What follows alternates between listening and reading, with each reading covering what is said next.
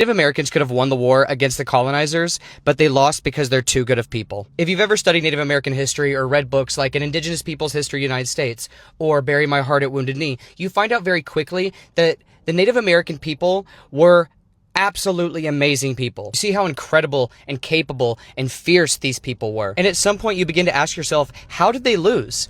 Especially when they won so many battles against the US government. And every time the government would lose, they would ask for peace, they would sign a treaty, and then immediately break that treaty. But when you see how many battles the Native Americans won against US soldiers, you just have to ask yourself, how did they lose?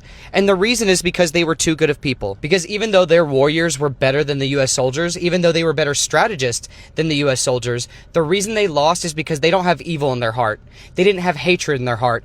They wouldn't resort to dirty tactics like starving people. They wouldn't resort to dirty tactics like hurting innocent women and children. Whereas the US Army would go into villages where they knew the men weren't there, and they would burn the teepees, and they would attack the women, attack the children. They would burn their winter supplies and starve them out. And the Native Americans didn't do this. Not only was it frowned upon in the Native American community to attack innocents, any of their tribe that did do it, they immediately turned on them. They turned on their own people, chastised their own people for committing those type of crimes. And this is ultimately what led to their defeat. Because when you're fighting an enemy that has no morals, how can you win if you actually have a heart? The Native Americans had a good heart. They had a moral compass that kept them from resorting to dirty tactics like the US Army would. And they were always willing to accept peace. They tried over and over and over again. Over 300 treaties were signed by the Native Americans in the name of peace, and the US government broke every single one of them. And despite all the good in their hearts and all the time and time again that they showed how good of people they were,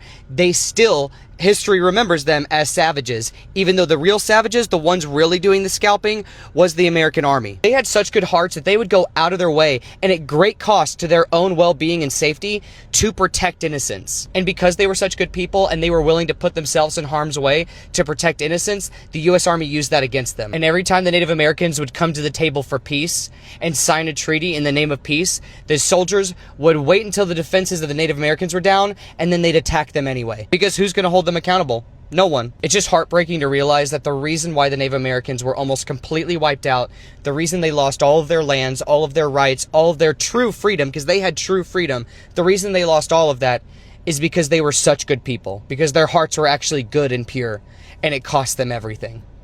Badly. The Aztecs said, "Hey, come to our palace, let's discuss this." The Spanish agreed and then immediately backstabbed them.